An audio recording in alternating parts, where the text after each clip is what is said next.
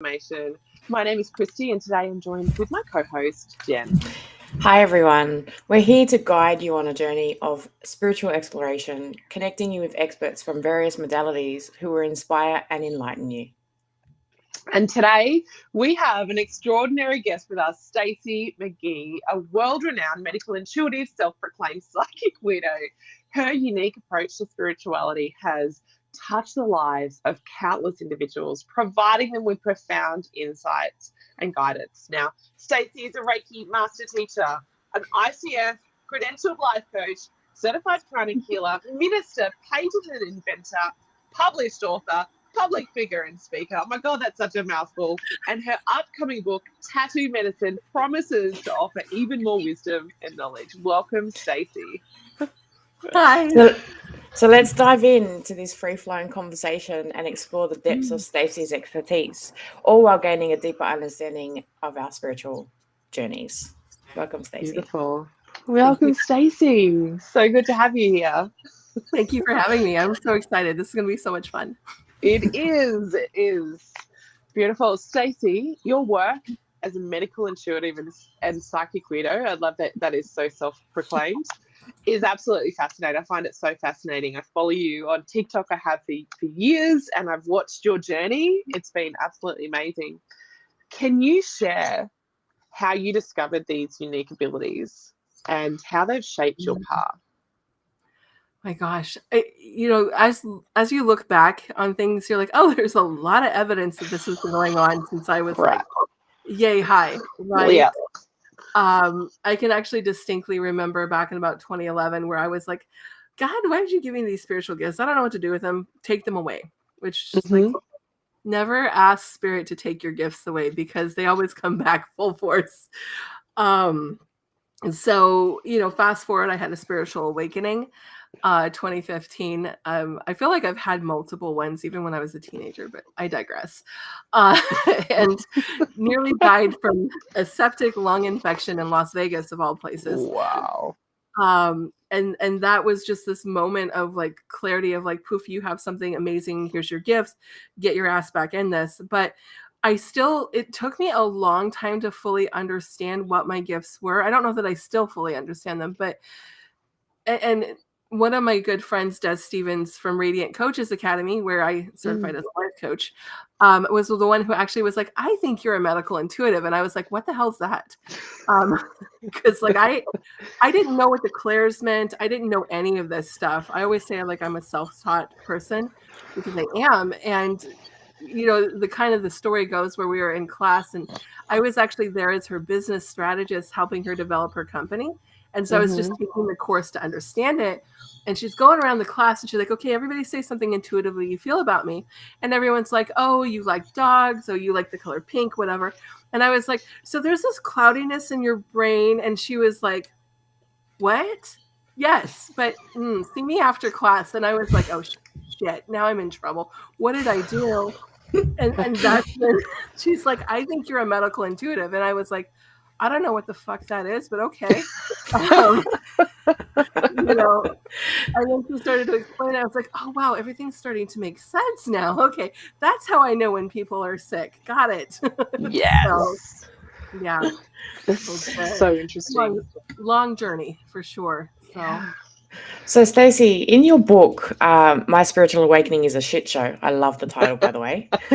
You share your journey of self-discovery. So what were some of the pivotal moments that led you to embrace this unconventional path? I think that it's one of those things where I couldn't ignore it anymore. It was like, spirits are waking me up at night. I kept running into people with illnesses and they would ask me questions and I knew the answers and they're like, how do you know this? I think the most pivotal moment though was, and I may cry with this, this has been 5 or 6 years at this point. My really good friend Louisa's son passed away. I remember about 3 months before he passed, it was like, I just knew that he was going to pass away. And I was like, what the hell do I do with this? I don't know what to do. And he actually went into the hospital once, came out, and then they're like, oh, he's okay. And I was like, well, maybe I'm wrong. And then fast forward about 3 more weeks, and he passed away from myocarditis on a vacation from that original hospital visit. And I was like, oh shit, I knew, and then I started listening to the things that I knew about people, like the things that I had this knowing. And I was like, oh, and that was kind of that moment where I was like, I got to do something with this to help people, because I'm knowing these things that maybe I could have told her, hey, something's still wrong with him. Like I knew when my grandma was going to pass, and I was able, now not everybody listened to me, but I was able to call my whole family. Grandma's going to pass away soon. Go visit her. And I listened to that, and I was actually able to go visit my grandma before she passed, which was a great blessing. So those are kind of some of those more pivotal moments where I was like, okay, I have to do something with this. And then that culmination of the biggest thing was in 2019, I owned a book publishing company with a high school friend, and it just didn't work out. I won't go into it because it was a mess, but I basically signed over the entire company to her. And I was literally on my floor in my bedroom crying. And I was like, okay, God, universe, whoever the fuck is out there, why did you give me these gifts? Why do you give me these abilities? Because I thought I was there to help her too. And that wasn't the answer either. And I said, look, make me an instrument in thy peace. Tell me what you want me to do. Show me the people you want me to help. Because I know I have these gifts, but I have no fucking clue how to find these people that I'm supposed to help. And then I found TikTok, and I just started posting random shit that I knew. And all of a sudden my account just went poof. And I was like, whoa, okay, this is what we're doing. Like I wasn't even prepared to do readings or anything. And I had someone like, hey, do you do readings? And I was like, not really, but sure, I'll put them up on a website. And I made the website in like 20 minutes, and it got booked out 6 months in advance. And I was like, oh, hey, here we go. So that was just like evidence. There's your path, move on it. And I've been trying to navigate it ever since. Yeah, I think I recall watching back, like this is when we've sort of probably both landed on TikTok around the same time.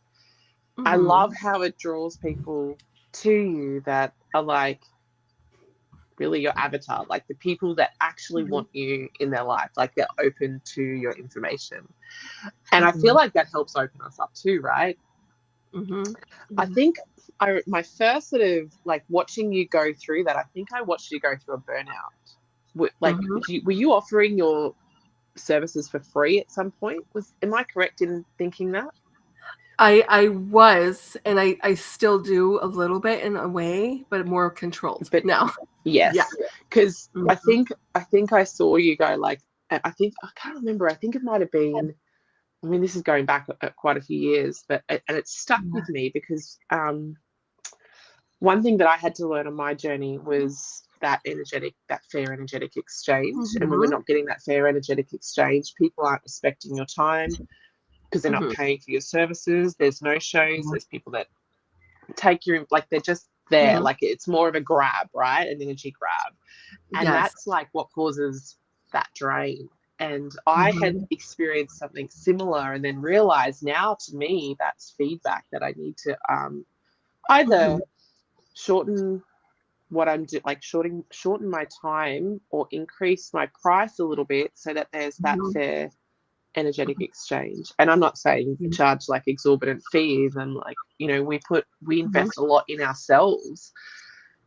Just because we're working in the spiritual realm doesn't mean that we need to live lifelessly on a floor in a hovel, right? We still need to service ourselves so we can show up in alignment for these people, energetically.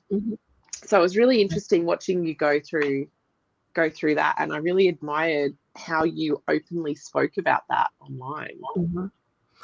Yeah, I tell my audience, like, I will always be open about everything with my journey with you, because I'm an imperfect human, and I don't want to be put on a pedestal where someone thinks I'm perfect and I'm like this Zen master guru, and then I fall off. I don't want that. And I also want people to realize they don't have to be perfect to walk on that path. And I learned my lessons the hard way, And when I first started, Spirit was like, I don't want you to charge for this stuff. Yeah. And so I didn't. Mm. And as I go along, Spirit was like, okay, you can charge now. And I was like, why the fuck did you tell me not to charge? And Spirit's like, you wouldn't have listened to me. You wouldn't have understood. And I'm the type of person, like, I need to know why before I believe it. Yeah. And so Spirit's like, you wouldn't have believed me. And I was like, fine, fair game. So now, I still do some free readings, but they're on my terms.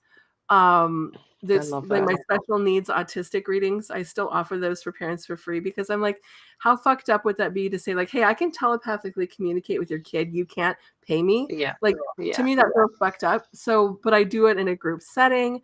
I just got so, and I do give them the opportunity, like, hey, you're not required to, but if you want to give me a gift of gratitude, you're welcome to. And some people do, and some people don't, and I'm okay with that. But those are primarily the ones that I still do for free, unless I feel called, like specifically to work with someone. Yeah. I love that. I love that. I think for me, it was more at the start of my journey, or when I'm because I'm self-taught too, and at the moment I've got something channeling through. I have no fucking idea what it is, but it's coming through, and I'm giving it space for it to land. And I know when that comes through, I'll be offering it for free for a while, because to me, that fair energetic exchange, I'm learning from that, so I'm still gaining from that. But I've learned to now listen to my body to know when that shifts and when the time is right for charging. And if I choose to pay that forward, then I'm sure Spirit will absolutely guide me to that. Now, you just spoke about the autistic and special needs children. You've been helping autistic and special needs children to find their voice, right? How has this work impacted your spiritual journey and the way that you approach your healing practices? The perspective that I have of the world now because of these children is just completely changed. Because I think when I first started this, I didn't really know what to think. I just realized one day, oh my God, I can communicate with nonverbal kids. It was this whole experience that happened. But for me, it's made me more open to realizing that everything that I thought was like this finite box really is not. And that everyone has a voice, even if their body doesn't function in the way that other people's bodies function. And that was really profound. And it was profound for me to hear over and over from these children very similar things, that they wanted autonomy. They wanted to be able to make choices. A lot of them say they think I'm stupid. I'm not. I just can't get my thoughts from my brain to my mouth. And that I just trusted was what was true for so many years. And recently, I was actually part of a scientific study for medical intuitives.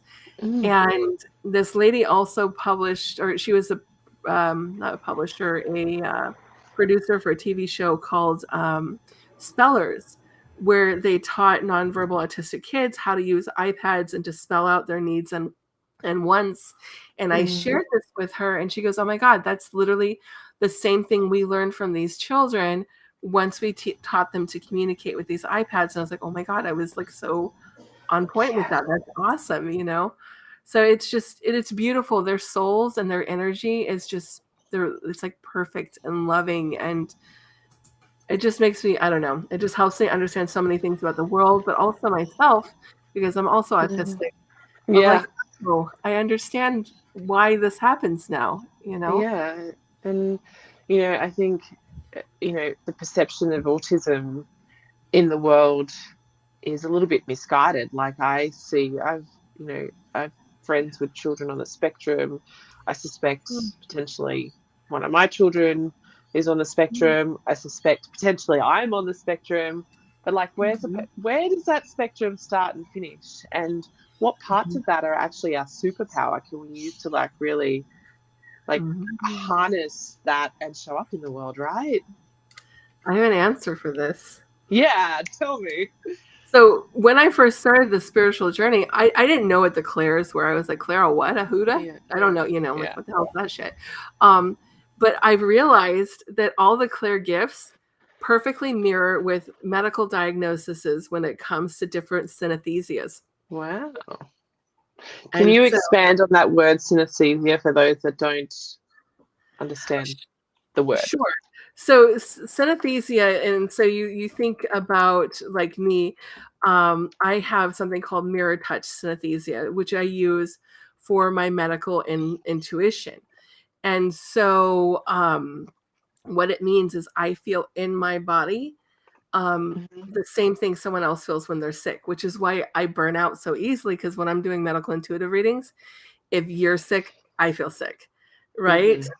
And so there's different kinds of synesthesias where it's such essentially science defines it as a neurological condition, which information that's kind of meant to stimulate some of your senses like taste, touch, smell, sound, is different, right? Yeah.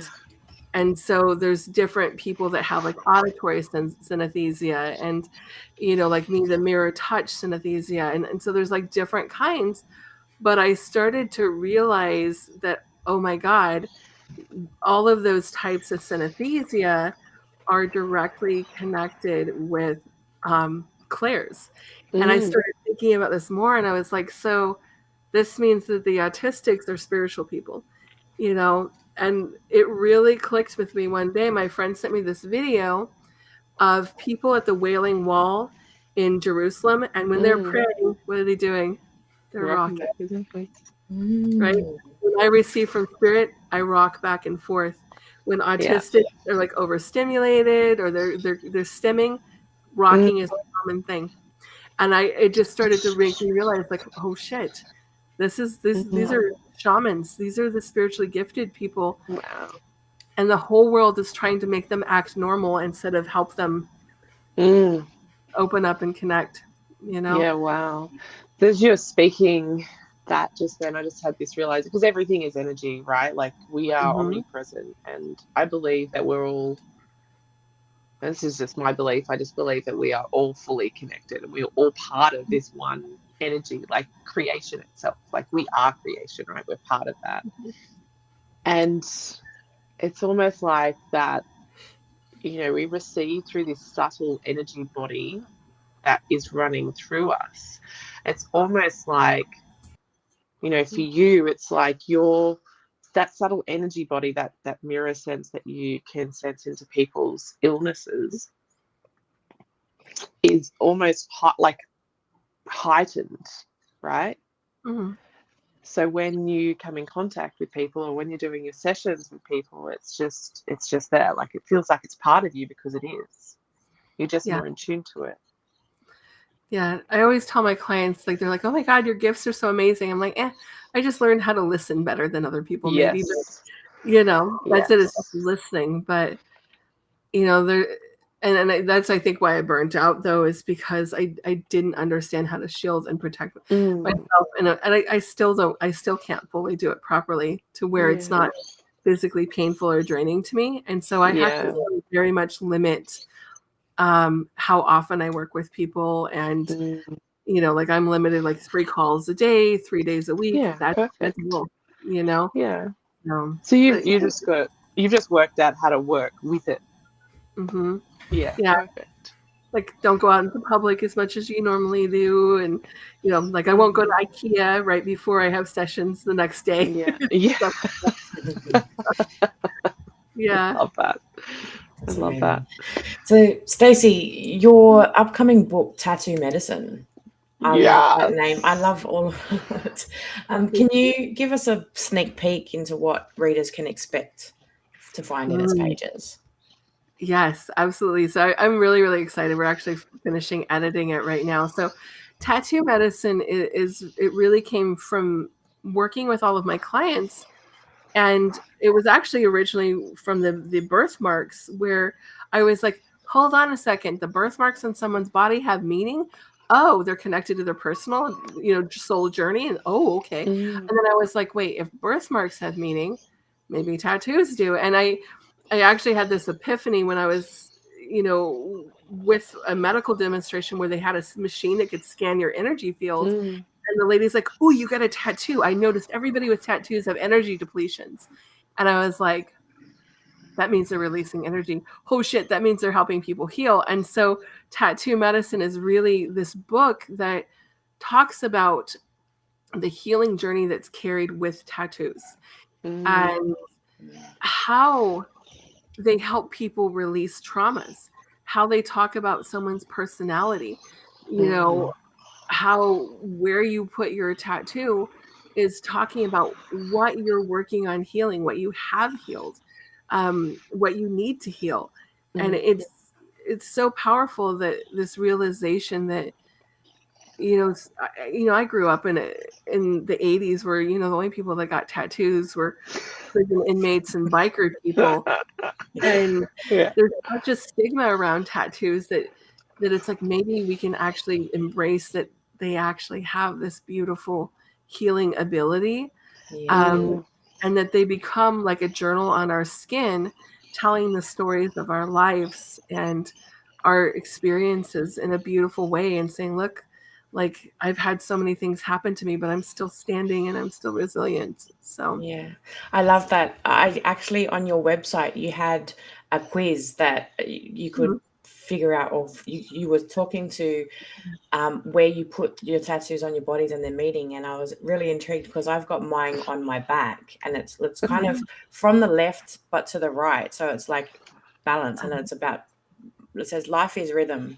And it made so much sense when you were talking about it. Actually defined it as my feminine energy coming into my masculine. Well, that's how I kind of read it, because it was balanced, but healing the past. And I was like, oh my God, that was around the time that I was going through a relationship breakdown and kind of putting those things in the past. So I was like, that was on point. It was amazing. Yeah, it still kind of blows me away where I'll tell people like this is the meaning that I've downloaded from Spirit, and they're like, oh yeah, like that totally resonates. I'm like, really? Wow, cool. I'm gonna. I grew up in the 80s as well, and I think I'm gonna be the old lady in the nursing home that's like, they'll just refer to me as the clean skin because I don't have any tattoos. I want a tattoo, I just can't decide on one or where to put it. Yeah, I'm like you. I have 3 small ones now, and I want another one, but I'm like, this is such a super big decision. Like, it is. It's a big decision. Yeah. Well, and now that I know about the healing stuff too, it's like, well, what do I want to heal, and what should I heal, and where should I release the energy? And like, hang on, can we just pour it over our whole self? Right. And they can't rub that stuff out either. Kind of hard to take them off. So just a little bit. Okay, I've got a question around the tattoos. If someone was looking, like now that whoever's watching or listening to this understands that there's actual meaning behind the tattoos, what is one piece of advice that you can give someone that is looking at having a tattoo, but where to put it? Do they just listen to their intuition, their guidance? What would you recommend? What I have found is that you will just gravitate to the area that you need to heal, right? You'll gravitate to the area that has an energetic weakness or an energetic condition that needs support. Like you can look at me where I got my tattoos when I was 18 and 19, and that was, oh my God, I'm going to make myself sound so old. That was 25 years ago. And at that age, I had no idea why I was putting them there. I just felt drawn to those areas. And now I'm like, okay, my right shoulder tattoo, of course, I never had support from any masculine figures in my life. I was always carrying the burdens. No wonder I put a tattoo on my right shoulder. My left ankle, I never trusted myself to walk in my spiritual gifts or my path. I never trusted myself to be myself. No wonder I got a tattoo on my left ankle. And so, I think the advice I would give to people is don't overthink it. Just be like, where am I drawn to putting that tattoo? Yeah. Don't listen to what everybody else tells you to put it, but like, where do I feel like I need to put that? and your subconscious will probably tell you where to put that tattoo. Yeah. Of course they can read my book later and be like, oh yeah, I need to heal, like the forearm, great place for narcissistic abuse. I need to heal from narcissistic abuse. I want a forearm tattoo. Sure, go ahead and do that. But, so many people come to me and they're like, oh, I'm breaking up with my boyfriend. Where should I get my tattoo? Well, tell me about your relationship, because, I need to know, and I can scan their energy usually and tell where they need to get it. But it depends. I mean, was he, a narcissist? Was he just neglectful? Was he a cheater? There's going to be 3 different areas, right? So yeah, beautiful. There is someone on TikTok, I haven't seen them for a while, but you engage this person for a tattoo, and you don't know where you're getting the tattoo or even what you're getting until you turn up, and it's all like intuitively hand drawn, and there's like a whole ritual around it. I was like, oh, like all of her tattoos are beautiful, but I'm like, oh, I know if I could risk that. Such a big decision, but it, to me, just her work is absolutely amazing. I think that if I do choose to get a tattoo, I think now that I've spoken to you, taking that advice under the wing, I think I would tune into the image of what that tattoo is and ask where it needs to be on my body. Yeah, I think that's what I would do, and listen to that flow of thought. Well, and that's the thing too. You got to think about like the letters, the numbers, the colors, the image is all going to play into it. Like I had somebody ask me, should I get a tarot card tattooed on me? I'm like, oh, hell no. That's an open portal. To me, it's an open portal. Totally. Right? I'm like, why would you do that to yourself? Right? Same reason. Don't get your partner's or your best friend's name tattooed on it. And the reason why is that you write their name on you, and the soul's like, there's no connection to this person. There's no blood connection, and it's gonna push that further away. I mean, even tattoo artists have noticed the breakup thing. But like think about animals, and even there's meaning that people have attached. Like we look at Medusa as being, the tattoo for people who've experienced sexual traumas, and so they've collectively put energy towards that tattoo and that meaning, just like the semicolon with suicide awareness, right? And so that tattoo now carries significant meaning, with that. And so you can get that meaning, or you look at the animals. What do the animals mean? What is the energy, the colors that you're putting on your body and stuff like that. So yeah, I go all in about I can't talk today, all about that in my book, but we could talk for hours on that. we could. I have a question, another question for you. As a Reiki master and certified pranic healer, you offer courses to guide others in their spiritual development. How do these modalities contribute to one's awakening and self-discovery process? Everything that we learn puts us further on a path. Even like with me, like I don't technically do a lot of Reiki healing right now, but it helps me understand the world of energy and things around me, and so like with my medical intuition class that I had doctors, massage therapists, nurses, and Reiki masters and regular people in there, and everyone is using that modality differently. And I remember the massage therapist, like, she's like, I'm really not going to do readings for people. So how do I utilize this? And I was like, well, this is for you more than anybody, because you're going to know exactly where your clients need extra body work, where to touch them, where to release that stuff. And so they learn a lot of really valuable things in that. I don't know. I'm a lifetime learner, so I'm always, like the more you know, the more you're expanded in your understanding, and it doesn't always lose everything. But I don't know if that answered your question. Yeah, I think it does. Like, I think this is the alchemy of life, right? It all contributes. Like for me and my journey, I went on this Taoist tantric like love, sex and relationship coaching path and become a women's intimacy coach before I was before Spirit went, hey, you're here to teach. I'm like, you haven't spoken to me in 2 years and now you're coming to tell me I'm going to teach, right? But what I know now is I had to go on that other journey first to be able to bring the tools into what I teach today. And this is just how we show up in the world. Like, they're just tools, right? Yep. I do want to sort of get some clarity around, for our listeners, Reiki and pranic, because there's all different forms of healing. What is the difference between Reiki healing and pranic healing?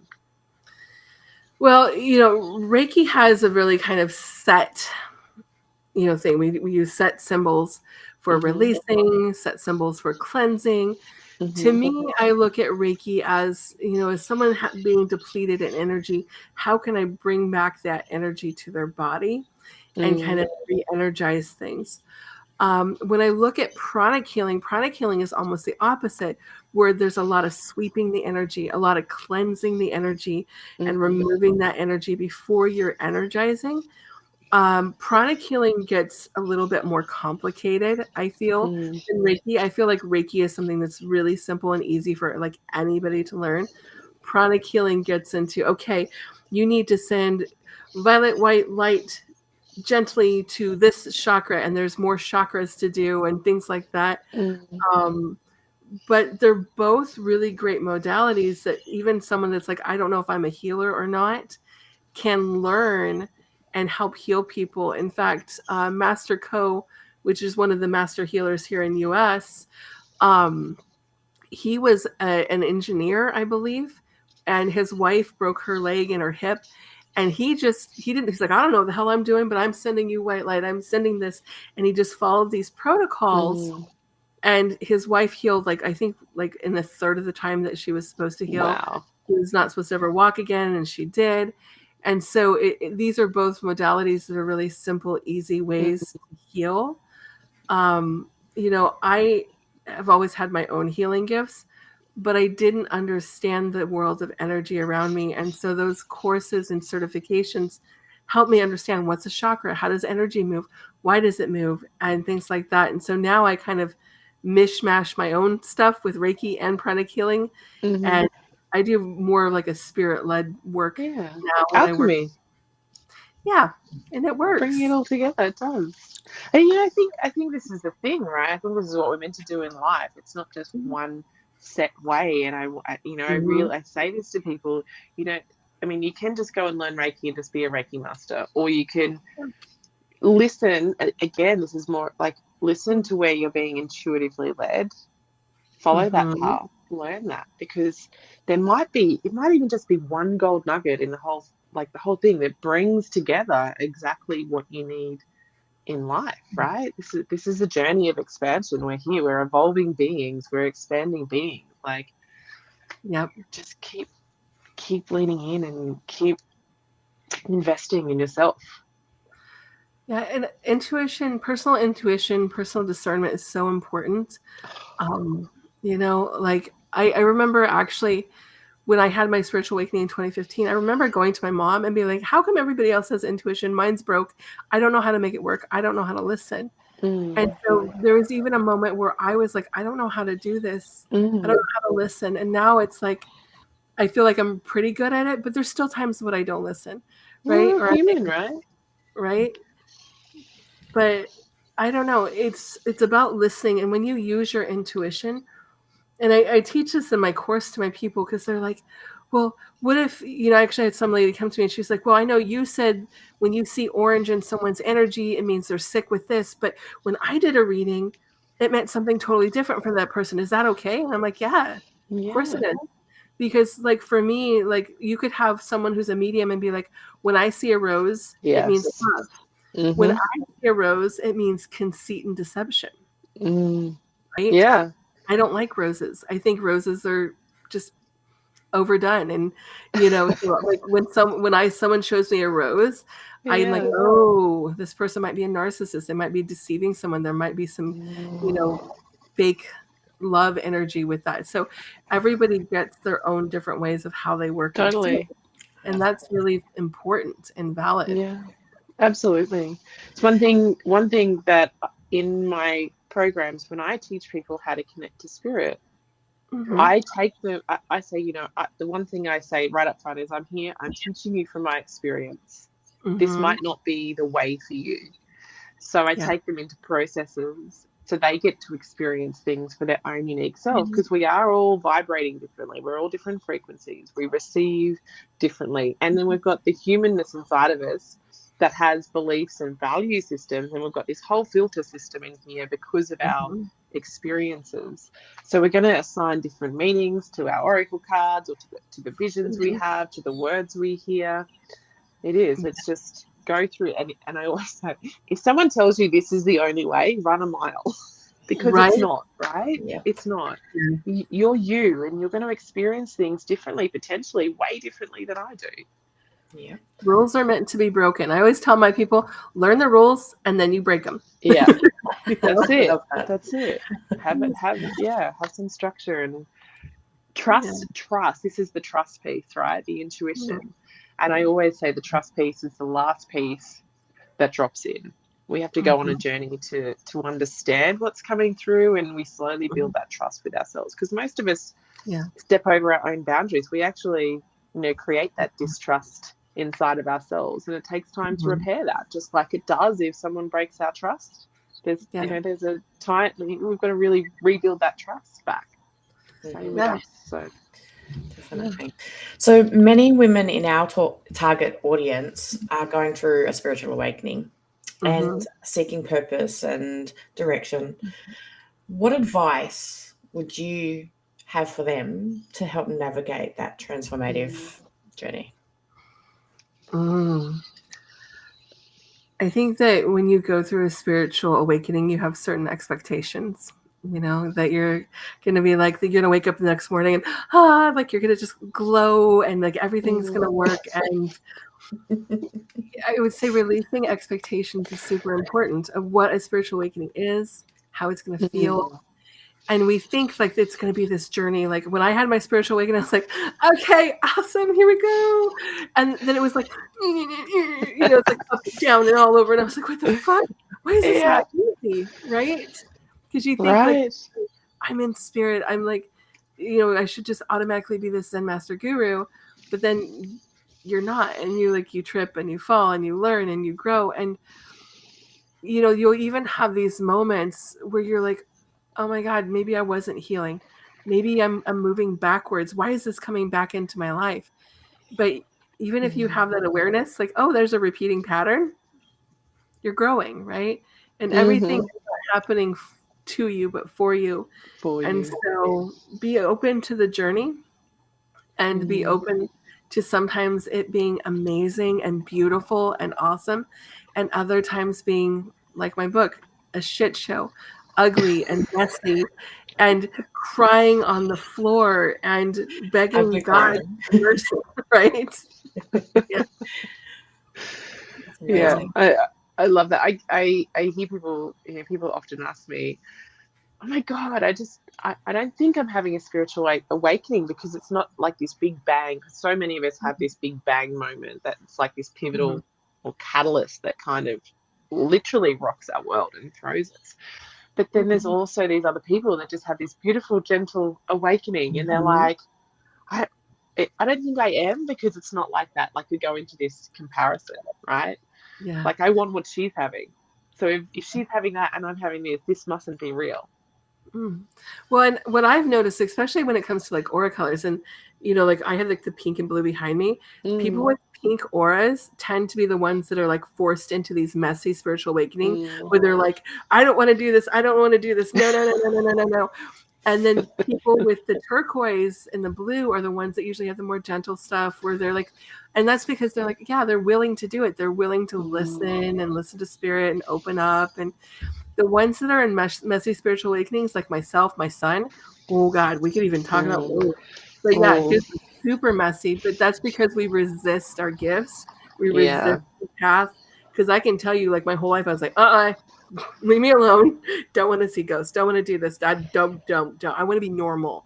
And I spent my whole life trying to be normal. Well, you can't. And then the spirit's like, you're not going to listen. I'm going to just shove your ass in. Yeah. Good luck. Sink or swim. Yeah. It's like when I was a kid, my dad, we went to the ocean and he's like, you want to swim? Mm-mm. You just, and now I don't advise this as a parenting tactic because my dad was a little, but he just tossed me in, swim, That's how I was taught to swim. Yeah. Just throw me in the pool. Right? Just like, good luck. Right? I remember seeing the fishes and I'm like, what? But that's how some spiritual awakenings are, where you're like, I don't want to. And so it's like, you got to, it's good for you, and then other people, like, they're like, yeah, I'll listen. I'll do this. Like, I had another spiritual awakening this year. We can have more than one. And this time I was more like, it was more gentle because I was like, oh yeah, I get it. I see what's going on. Gotcha. Yeah, I'll flow with this. Right. Yeah. Yeah. So beautiful. Yeah. Beautiful. I want to come back to your son in a moment, but I've got a question just about your online shop and your live classes. It sounds like you have some really great opportunities for individuals to explore their spirituality in there. Yeah. Can you tell us more about what participants can expect and how it may help them on their path? Holy guacamole. We have like the kitchen sink over at Spirit Fluent because yes, you do. Jen's got the link. She's going to pop in the comments right now, and on the podcast, this will be in the stuff underneath. Yeah, I would say any point in your spiritual awakening journey, there's something for you. From my YouTube, where there's free basic classes on chakras and generational healing, to when you go to my website and there's the membership program where there's multiple courses and classes and things you can take. I offer free new classes every month. There's a new class, something different, where you can jump in and learn. We just did Healing the Inner Teen. We're doing a trauma healing specifically focused on Hawaii tonight.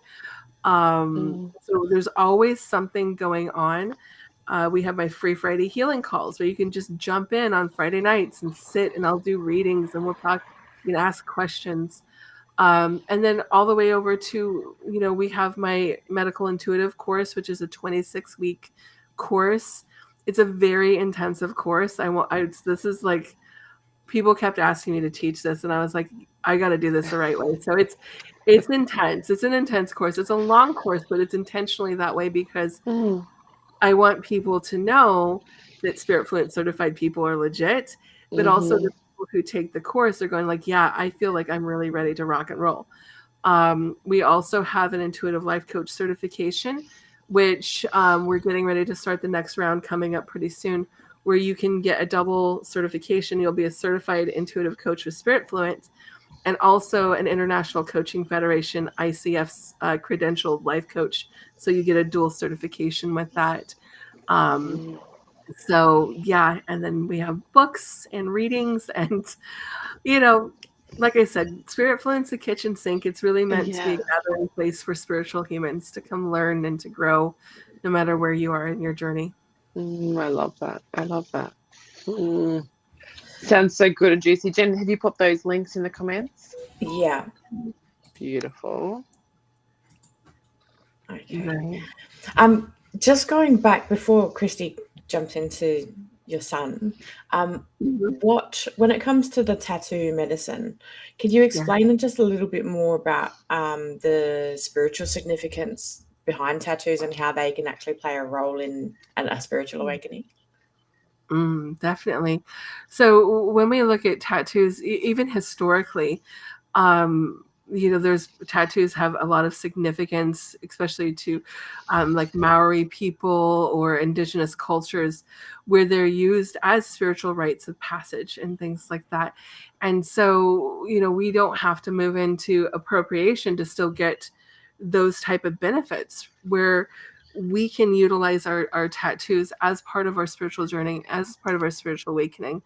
One of my friends went through her spiritual awakening. She got a tattoo all up and down her spine, with all those significance.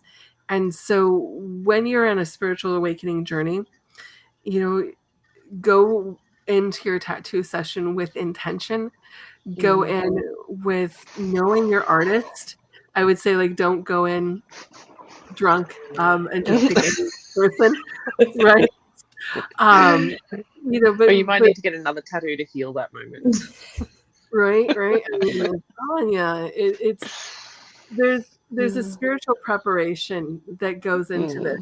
right? Of really, it's not just choosing the right design and the perfect artist, but also spiritually preparing yourself and setting that intention. Like, this is part of this process that's going to be transformative, and have that intuition and mindfulness when you go into that of what am I wanting to heal with this tattoo? What am I going to gain? Am I using a symbol of transformation or healing or personal growth? And really kind of set those intentions, become clear on that energy and that sacred space when you go into that process.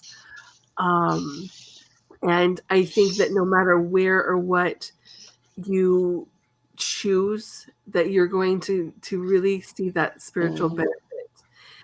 And it's just something that you can just run out and get a tattoo and be like, oh, I'm going to get a sun, a moon, a star, or a constellation. That's spiritual awakening.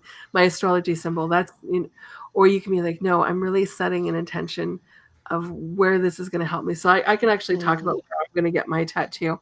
So I actually notice I keep getting injured on my left leg, which is your spiritual side, right? I struggle greatly with moving forward on my spiritual journey because I'm resistant.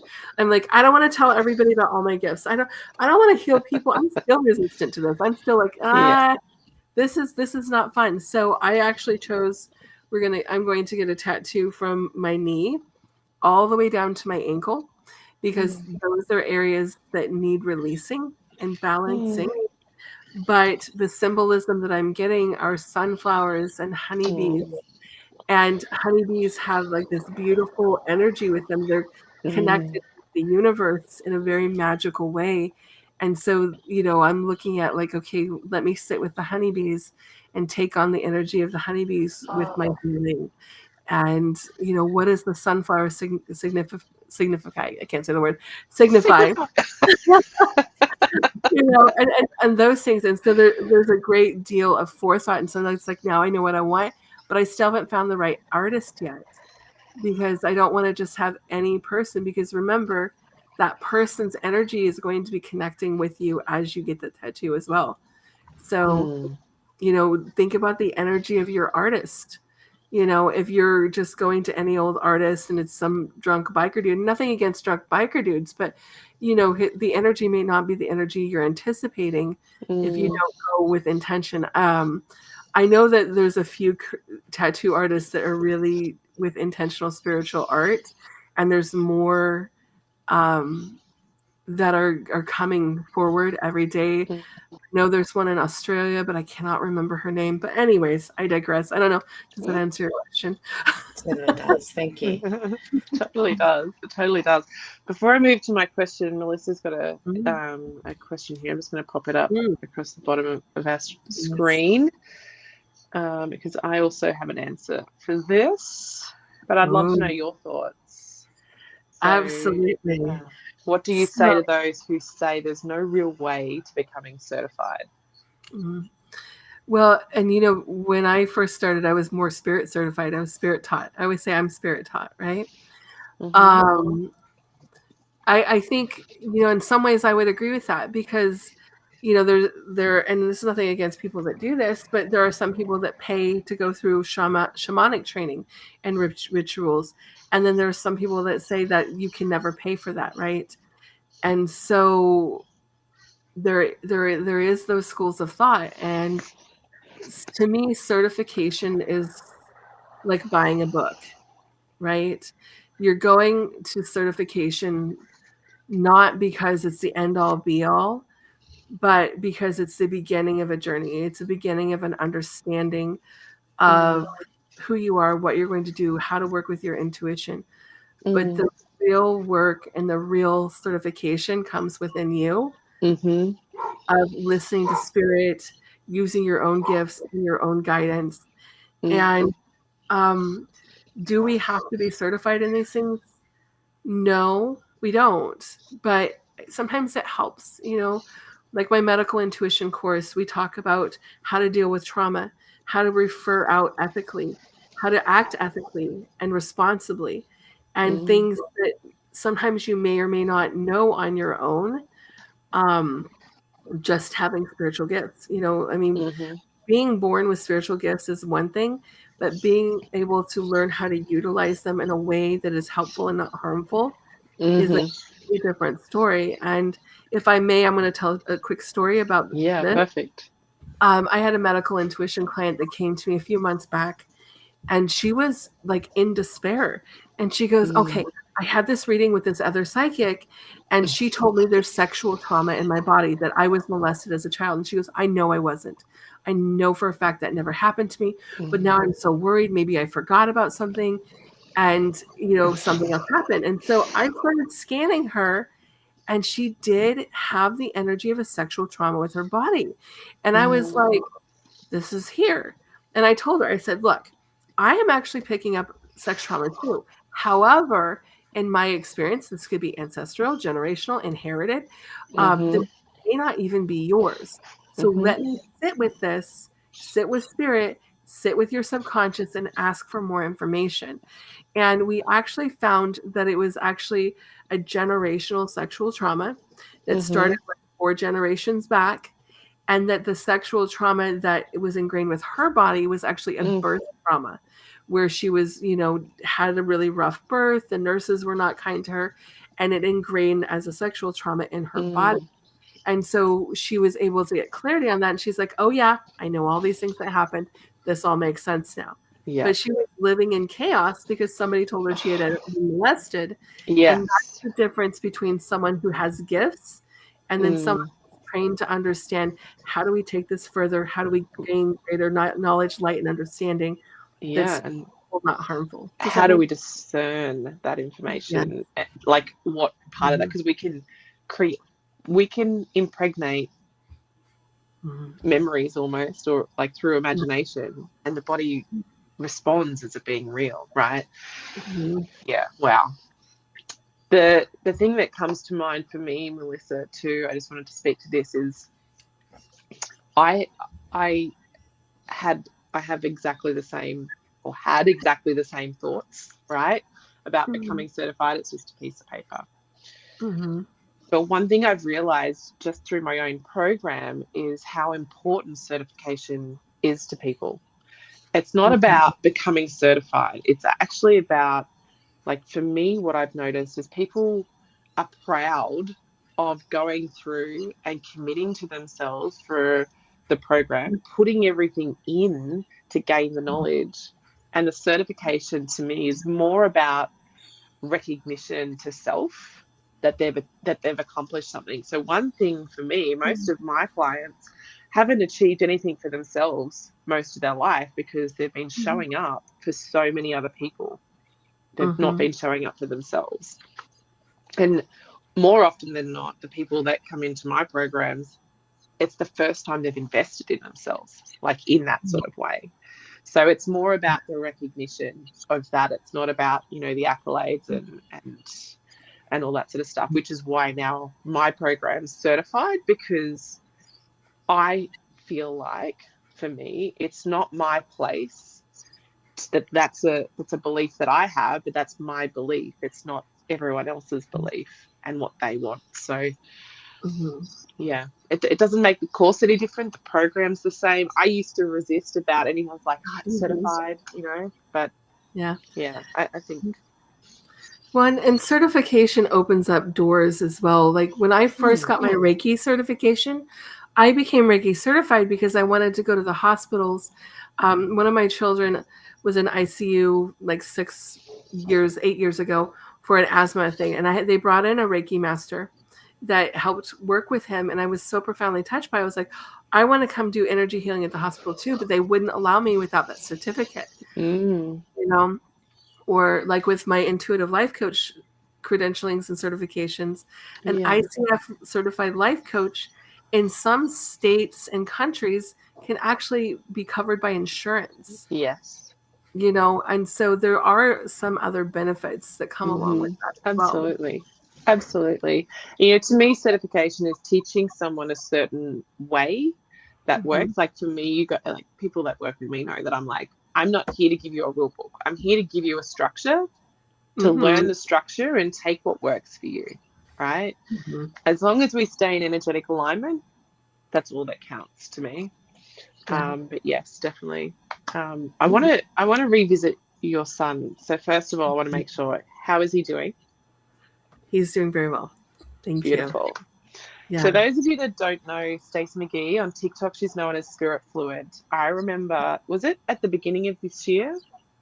Yeah, it was last year? March 12th. March 12th.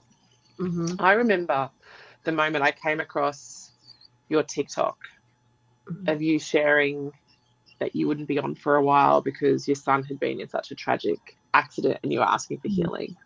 And I was like, oh, I'm welling up now. I remember feeling like, as a mother, how terrible it must have been. So how did it unfold? Did you get a phone call? Yeah. So it was Sunday morning, March 12th. And I remember it was right around 10 a.m. And my daughter, Shauna, calls me and she's like, Mom, Shane's been shot. And I was like, at first I was like, what? What happened? And she's freaking out. And everybody around me is freaking out. Like, she's crying. My son's fiance is crying, screaming. She's like, we don't know where he is. We can't find him. Nobody's telling us any information.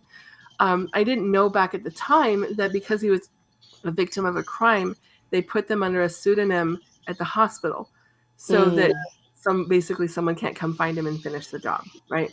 And so he was Victor, and he was like 114 years old. So every time we called the hospital, no one could find him. And the interesting thing is everybody around me was panicking, but this very still calm came over my heart, and I knew he was going to be okay. I didn't know how. I didn't know why. I had no information about him at that time. I just knew he was going to be okay. And so it took us from then till about 6 p.m. before finally the detective was like, here, he's at this hospital. He's in protective custody. The only person that can go and know about him is me. And so for the first 3 days, I was there alone with my son, and that was it. And nobody else could know that he was there. And then they would finally let my husband in and some of the other people. But he was shot in the face, trying to stop basically a bad guy who was wreaking havoc at a gas station. And he tried to defuse arguments, and the guy went out to his car, came back, and shot him in the face. The injuries were pretty profound, and I didn't talk about the injuries intentionally as we were going through the process, because if people knew about how bad it was, I felt like they were going to put such despair towards it that it could affect his healing. So I intentionally didn't share, but he was shot in the face and the bullet went through, part came out on his jaw, the rest came through and completely dissected, cut through his jugular vein and artery in his neck, and then lodged up on his spine. The miracles that happened through all of that process and understanding my spiritual gifts and things were just so profound. I mean, the ambulance was less than 50 feet away. He was still coherent enough to tell somebody to put pressure on the wound that he learned from first aid training. But even his body was designed to be in this experience, which is, it sounds weird, but we have a clotting disorder in our family where our blood clots too thickly. But that was a big thing for him because it meant that he bled slower. The doctor said normally the artery structure in your jaw goes up into your cheek. His arteries went back into his brain, giving his brain extra blood. So when all the blood flow was cut off to his brain and he started having strokes, he had extra blood flow that was actually designed for his body. But it was just, and the whole time, I was like, he's going to be okay. And I mean, literally people coming in, talking to me about organ donation. I was asking the doctors about what's the prognosis. And they're like, we've never seen anybody survive these kind of injuries. We don't know. And so all I could do was just go into trust with my original intuition. And it's something I tell about all the time. Ignore your self-doubts, ignore guessing, just what's your original intuition. And my original intuition was that he was going to be okay. And so nobody else could convince me of anything else. I stayed away from Google, and we just did a shit ton of Reiki and energy healing. I protected his room. We had crystals. They let me. They even brought in and made me a little diffuser in his room for lavender. And people would walk in his room and they go, "This feels like a church in here." And I'm like, because I protected that space, and that's what we did for like 28 days until he got out. And even after being shot in the face, having 2 strokes, he's almost completely recovered. He actually was out playing softball this weekend, baseball. That's amazing. Everybody was like, wow. And the scar? Can you tell us all about the scar? Yes. So the scar, and maybe I'll see if I can pull up a picture for you really quick. I don't know, it might be too gruesome. I'll keep it down. Okay. But his scar was actually in the shape of a cross on his cheek. Yeah. But here's the weird part. He called me about a week or 2 ago, and he goes, "Mom, I was in the shower, and I was scrubbing my face and my scar," and he goes, "My scar fell off." And I was like, "Scars don't fall off, honey. Scars are supposed to stay there." And he goes, "No, it's gone." And he sent me a picture. There is literally no evidence of the scarring. He had a divot in his face, all gone. He looks almost completely normal. Wow. The only thing he's got left is just there's some bullet fragments in his neck, and they said those will be there probably the rest of his life. But we were just like, oh my God. But even when he was in the hospital, and this is one thing that helped me strengthen my gifts, was that I was seeing certain entities and spirits around the hospital, and I was like, am I going crazy? But then he started having his spiritual awakening, and he was like, "Mom, do you see that guy standing in the corner? Mom, do you see this?" And I'm like, oh shit, he's seeing what I see. Okay, yep, that's real. That's real. So, yeah, it was insane, but it was. I still get a little triggered about it. I still have a hard time scrolling back and looking at the videos on my TikTok. Yeah. And sometimes when I start talking about it, it's like, ooh, that's. I still got some trauma to work through on that one. Yeah, everybody asking me like, "Are you okay?" Mama I'm like, trauma. Oh my gosh. Yeah, I was okay. I'm great in crisis, but everybody's like, "Are you okay?" Yeah. I'm like, "I'm good now, but I'll need therapy later." Yeah. It catches up later. It does. It does. And so, how many kids do you have? 7. Whoa. Did you buy a TV after all of that? Did I buy a TV? No, we've always had TV. So okay. So your sons had the awakening. Whereabouts on the scale of 1 to 7 is your son? With like a child. He's my oldest. He's your oldest. Beautiful. Yeah. Do they? I know we all have spiritual gifts, but are your kids completely open, or are some of them shut down? Well, they're all in varying stages. My son is opening back up and understanding his gifts right now.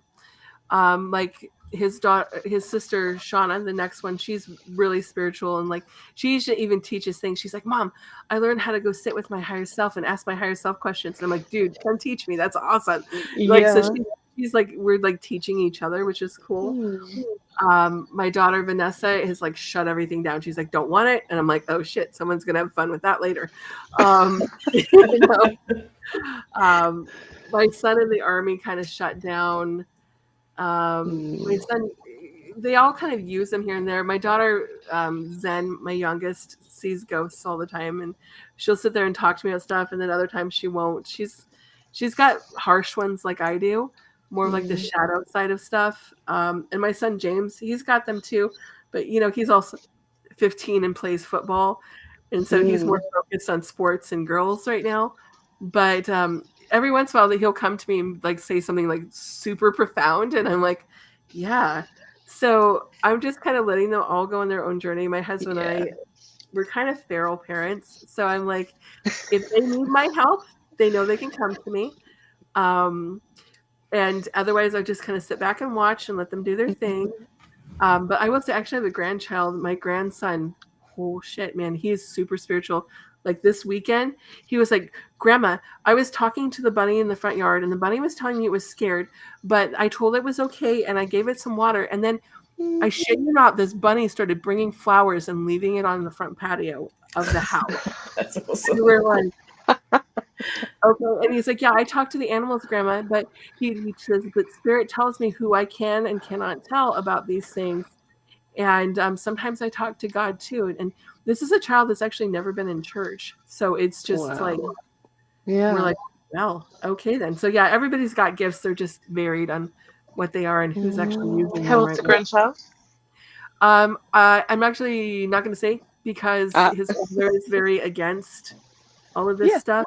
And so I don't want it to be clear which I have 5 grandchildren. No, all good. Yeah. Oh, you got 5? I do. 1.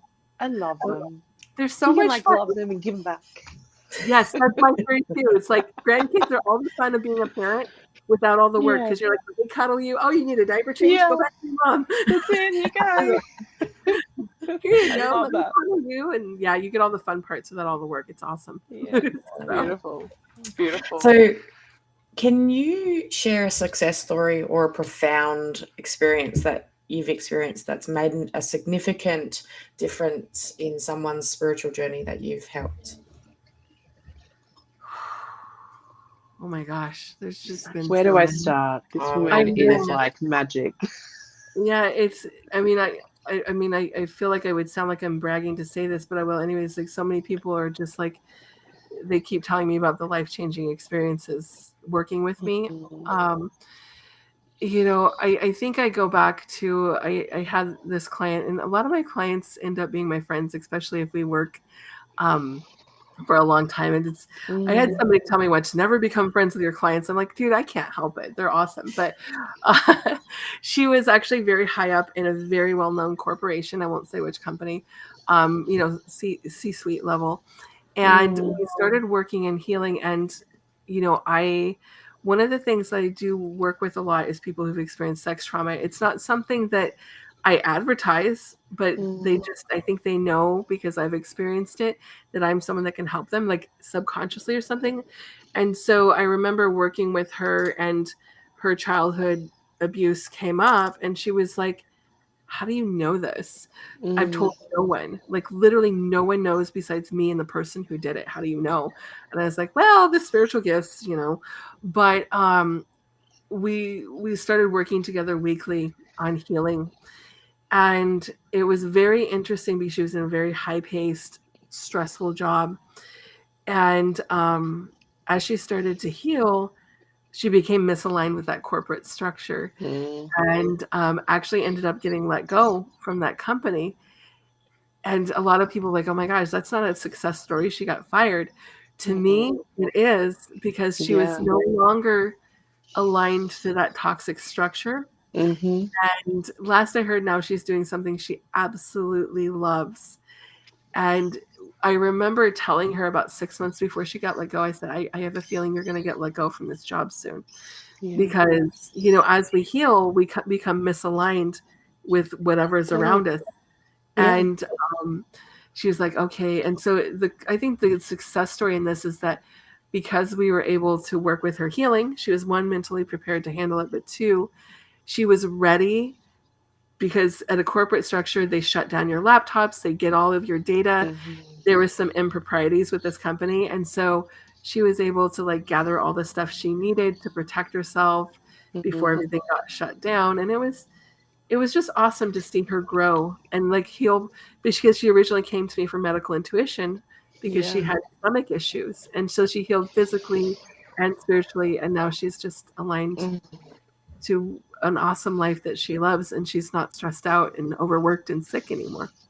So. I think that's beautiful. I think, you know, one thing that people think when they start to heal is that everything it should be all rosy, and when it's not, they get down. I'm like, but you're growing and you're committing to your path. When you commit to your path, all the stuff that doesn't serve you just starts to peel and fall away. And sometimes it does look like tower moments. Sometimes that does look like absolute utter destruction, right? Yeah.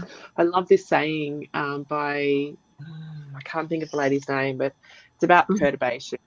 And it's like when a seed like literally explodes and its guts fall out, people will often look at that and say that just looks like utter destruction. But in fact, the seed has to do that to break through the soil and send that shoot up and grow into like a really big tree. So I love that you shared that experience. Thank you. Yeah. I love this saying that you can't see the stars without the darkness, you know. Yeah. I don't know Yeah. The darker the nights, the brighter the stars. Yeah. So Yeah. I love that. really.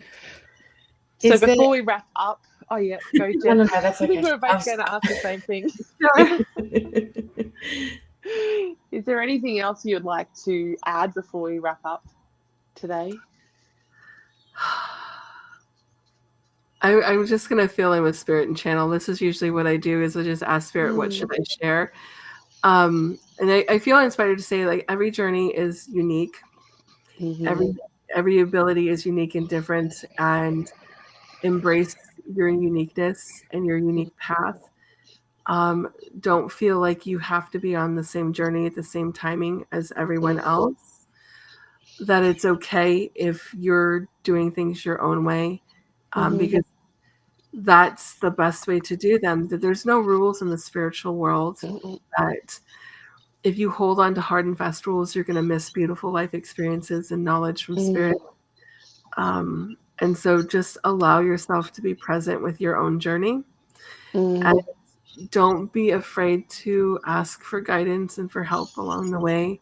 But also don't be afraid to be alone, because sometimes we need to be alone so that we can hear spirit. Yeah. It's in the quietness that we hear. Beautiful. Very wise words. Thank you so much, Stacey, for joining us today and providing such valuable insights into spirituality and self-discovery. Yes, it's been a truly eye-opening conversation. And to our listeners and our viewers, if you're interested in exploring more, make sure you check out Stacey's book, Spiritual Awakening is a Shit Show, and her upcoming release, Tattoo Medicine. Stay connected with us on social media, and don't forget to take the free Soul Purpose quizzes on Stacey's Medical Intuitive course through the links that we shared in the below. Yeah, Jen did it, and she was raving about it to me this morning. So just remember, everyone, the journey of spiritual awakening is unique to each individual. Embrace the adventure, and may you find the clarity and purpose you seek on your path to self-discovery. Until next time, keep elevating your spiritual awakening. Big love. Stay curious, guys. Bye.